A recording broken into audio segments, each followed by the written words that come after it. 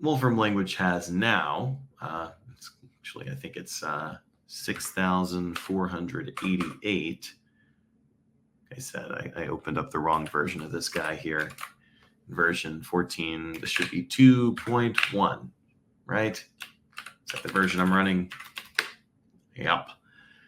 So these functions cover everything from data imports to statistical operations, image segmentation, neural network, imports and training and modification. As you saw, 3D graphics creation, video generation. You know, if it's something computable, chances are good that you can do it here in Wolfram Language in a notebook. And variables, functions, whatever it is, whatever kind of symbol you have, things that are not defined will be blue, and things that are defined will be in black. So you can see here, maybe you're coming from Python or something. If you type sign in lowercase, you can see that it's blue, and that's a sign, no pun intended, that in Wolfram Language, it's not actually a defined thing. And similarly, if you type just pi like this, you can see that it's this. And so this really has no particular meaning in Wolfram Language, but sine of pi over 2 does. So pi is a built-in symbol, sine is a built-in symbol. That's why they're both black. They both have defined meanings in Wolfram Language. Quick note on special character entry. This is something I often don't have like an explicit section on, but people are often curious about, especially if they're coming from math or science background. If you want to type a special character, just type escape to open up the special character kind of entry context. And you can type any Latin letter you like, say A, and you'll get the Greek analog if you just press escape again. So there's alpha. Or maybe I want capital gamma. If I just type a capital G, I type escape again, there's your capital gamma, right? A couple of these are built-in symbols. So escape P gives you the Greek character for, the Latin character P, which is pi, although in Greek it was, it was actually pronounced P the same way. Although the P wasn't really aspirated, so it was more like B, but hey, there you go. There's pi, and now it's a nice defined thing. It works just like you'd expect in any trigonometric function.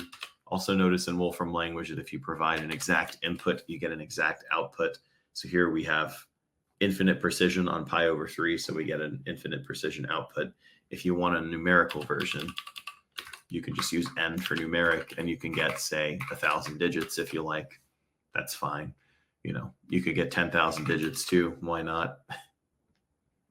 Just a note on how that works.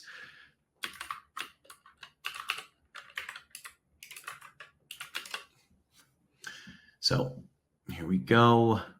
Here are some more built-in functions just so you can see them. So we could say plot.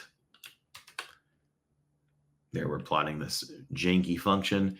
We could solve a differential equation, say y prime of x is equal to xy of x plus y of x squared with the initial condition that y of 0 is equal to 3. Solve it for y of x with the understanding that x is the variable. There's your differential equation solution to this. Is that real valued? Give me a number.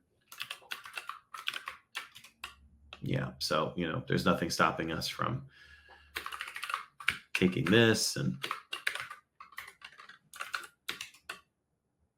getting a nice plot. Preempted once again by my past self here.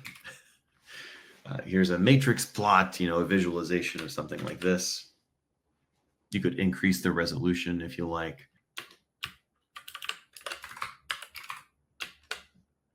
Just a different example here.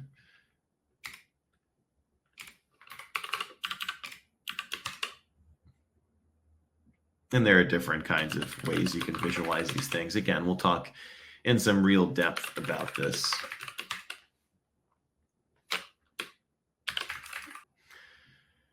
Here's some image analysis. What I'm going to do is I'm going to start with this picture of Meech. There he is, looking very buffoonish as usual. I'm going to break him up into 100 by 100 squares. Then I'm going to blend a random color into each of those squares, and I'm going to put them back together. There you go. You can do some rather complex and fun kind of computational art things for reference here. And just another note, suppose I have this, let's say there are lots of different functions, net model. Let's say we're going to pull in the inception neural net here, v3, trained on ImageNet competition data. So this was just pulled in from our neural net repository. Here's the full neural net. If you're not familiar with neural nets, you're looking at this and going, oh God, oh man, oh God. But if you're familiar with neural nets, you're thinking, oh, that's neat. So you can look at your neural net layer by layer. You can even literally click on any of the layers here, say this convolution layer. And once you click on it, you can see all the parameters down here and so on. All this stuff is just built in. So I could use then, let's say, I'll save that net and then I will run it on Meech. He's a tiger cat, apparently. I don't exactly know what that is, but that's what the neural net thinks he is. I guess maybe because he's orange and white, that's the best we can do. But, I'm just pointing out here that for this section that there are a ton of built-in functions for doing all sorts of tasks. You can generate like a little interface. This is super useful pedagogically.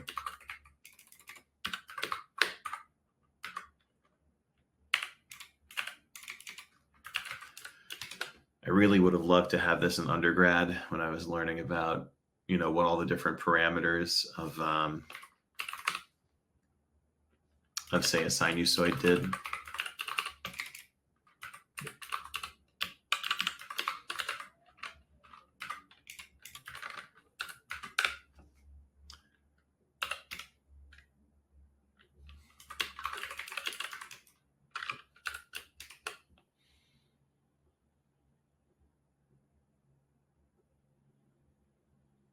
And, just for reference, this stuff works just fine in 3D too.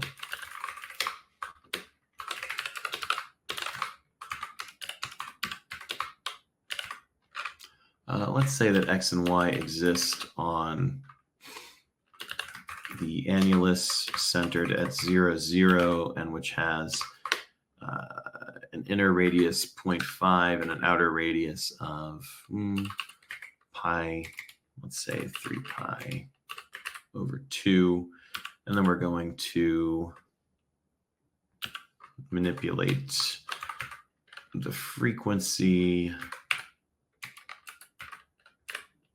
like that. And let's also increase the number of plot points.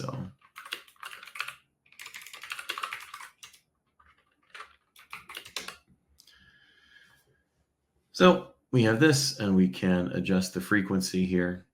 And you can kind of change it to, use lower quality when the bar is being adjusted and so on.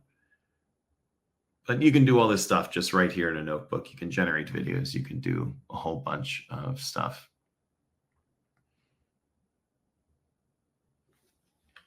And then the last thing, because we are a bit over time, is I do want to just note here that if you use information, you can get like kind of the, some basic information about some random, let's do another one here. Say we have Gaussian integers. Let's do Gaussian integers here. We can get some basic information about this. And if we click on the documentation, we'll get a ton more information. This one's pretty simple comparatively. Consider something like plot. We get the basics.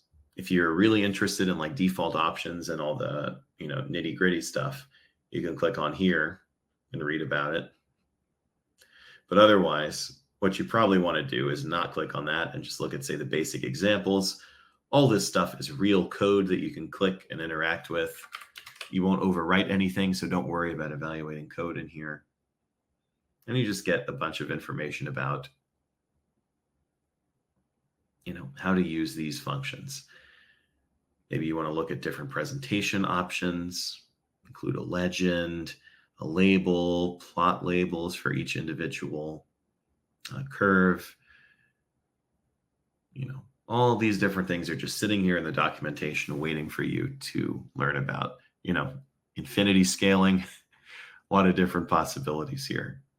And if you're interested in the different options, you can see literally every single option that's available for plot here with examples. And again, these are real pieces of code that you can edit and copy and use yourself.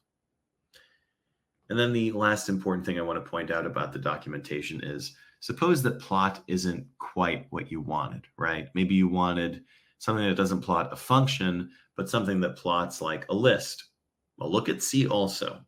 There's going to be a bunch of related functions here that will be really useful to you, and you can kind of build up your vocabulary of which functions exist. So you can click here, and then you're again at another documentation page where you can read about exactly how this function works and how you can use it. And maybe you say, oh, well, that also is not quite what I wanted. Well, again, just go to C also and see maybe here. Oh, maybe I wanted list line plot 3D. I wanted to plot a line in 3-dimensional space, right? Maybe that's what you wanted. And again, if that's not what you wanted, just check C also, and you'll probably be able to find exactly what it is that you did want. That will do it, I think, for this lecture. There's just some information here kind of repeating what I just showed you live about, being able to check the documentation for all this information. I would definitely have a look at the documentation for any function you're remotely interested in. It's really useful.